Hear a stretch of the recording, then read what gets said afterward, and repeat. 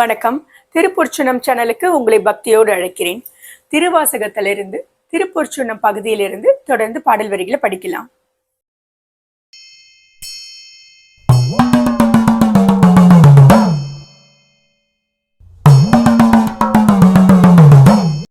மின் இடை செம் துவர்வாய் கரும்கண் வெள்நகை பண் அமர் மென் மொழியிர் என்னுடைய ஆரமுது எங்கள் அப்பன் எம்பெருமான் இமவான் மகட்கு தன்னுடைய கேள்வன் மகன் தகப்பன் தமையன் எம் அயன தாள்கள் பாடி பொன்னுடைய பூன் முளை மங்கை நல்லீர் பொன் திருச்சுன்னம் இடித்தும் நாமே. உலகத்தை படைக்கிறதுக்காக சிவமும் சக்தியுமாக இருந்த இறைவன் இமவான் மகளான பார்வதி தேவிக்கு கணவராகவும் இருக்கிறாராம். சக்தியிலிருந்து சிவ தத்துவமாக தோன்றும் போது மகனாகவும் இருக்கிறாராம். சிவத்திலிருந்து சக்தி பிரிஞ்சு தோன்றியதால சக்திக்கு தந்தையாகவும் இருக்கிறாராம்.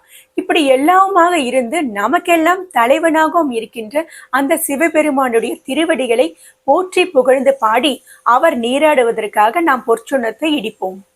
சங்க மாற்ற சிலம்பொழிப்ப தாழ்குழல் சூழ்தரு மாலையாட செங்கனி வாய் இதழும் துடிப்ப சேய் இழையோர் சிவலோகம் பாடி கங்கை இறைப்ப அராவிரைக்கும் கற்றை சடைமுடையான் கழற்கே பொங்கிய காதலிற் கொங்கை பொங்க பொற்சுண்ணம் இடித்தும் நாமே.